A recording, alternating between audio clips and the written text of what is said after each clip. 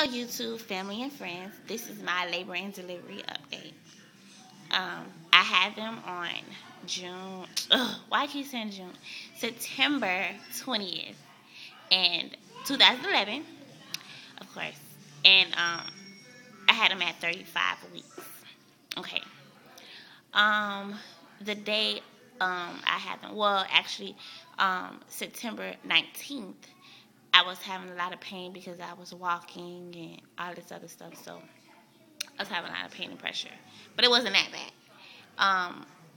On September 20th, the day after, the day of, sorry, um, I was feeling a whole lot of pressure. I could barely walk. Oh my God, it was like so painful to walk, but I still had to because I had to go pick up my girls from school. It was around 1:30. Go. It was like around 1:30, I believe. Because that's what time I normally leave to go get them. I was leaving out the house, and the dogs came out. Like, because my little sisters have little dogs, Shih Tzus, I think they are. They ran out the house. I had to run after them. I wasn't running. I was like walking fast to get them back in the house, yelling and walking fast, and that made it worse. So the pain and the pressure just started back up, and then like this at this point, I was like walking real slow, like it was horrible. So then I felt like a clicking pain like down there when I walked.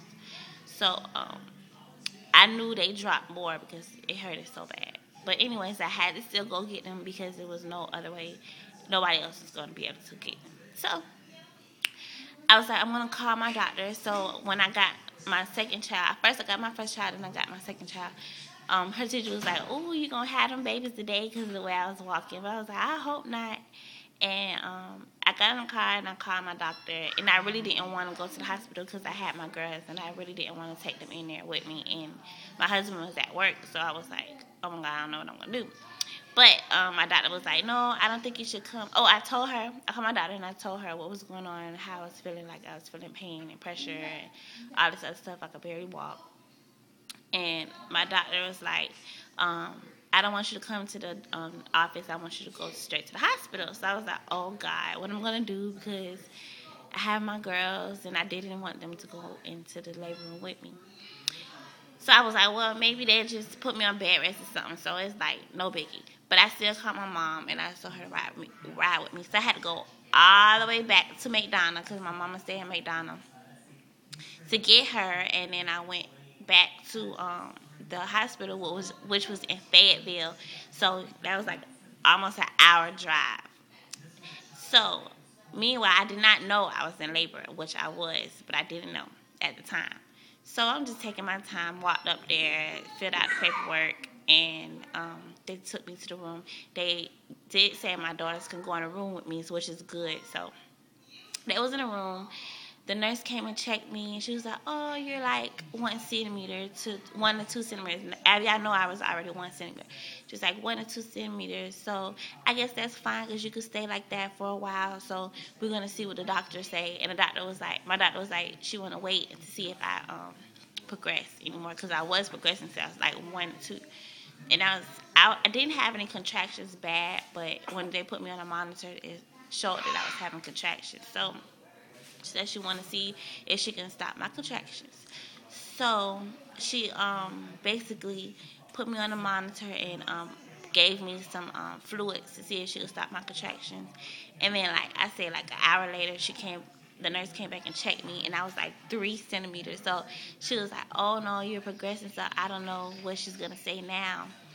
And so she said she want to see if, she went back to tell my doctor that I was just 3 centimeters now. So, and my contractions at this time was like 1 to 2 minutes apart. So my doctor was like, oh, I don't know.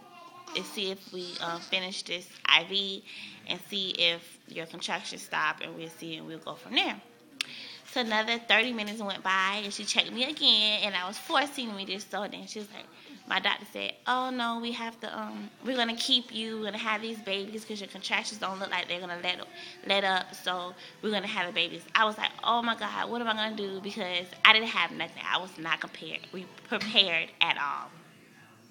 I didn't have my camera. All I had was my phone, and my phone only had like, I say 10% left on it. So I was like, oh my God, I can't update. I can't even make a video, nothing. So what am I gonna do? I was so mad. But I did. I called my husband. I told him, so he came. And then his phone was dead, going dead, so I couldn't update on his phone. So I was like, this sucks. So everybody was rushing because my I was dilating real fast, and they didn't expect that or whatever. So they was rushing, trying to get all the IV into me so that I would be able to get an epidural because they didn't know if I was gonna be able to have a C-section or not. So my daughter came in, and when my husband came, that my daughter came and checked me again, and I was 5 centimeters.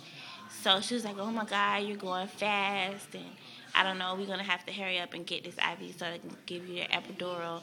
The epidural man came in there and gave me an epidural. At this time, my contractions was so bad. Oh my God, I didn't feel them at first, but when when they gave me, before they gave me the epidural, when they gave me the second IV, it started getting painful. I was like, oh my God. They were still bearable, but it was painful. I could feel them at this point. So she said, I'm going to check to see what baby B is, because first Caleb was transverse. And so when she checked me, he was still transverse. So I was like, oh no. So they said, yeah, you might have to have a C-section. So I was like, oh my God, please turn. So after they gave me the epidural, they checked me to see if he changed any, and he did. Leave that alone, Amir. He did. He went head down. So I was like, thank the Lord. So they was like, hopefully you don't have to have a C-section if he doesn't change again. So it was okay. So I got the epidural, and I wasn't in that much pain anymore.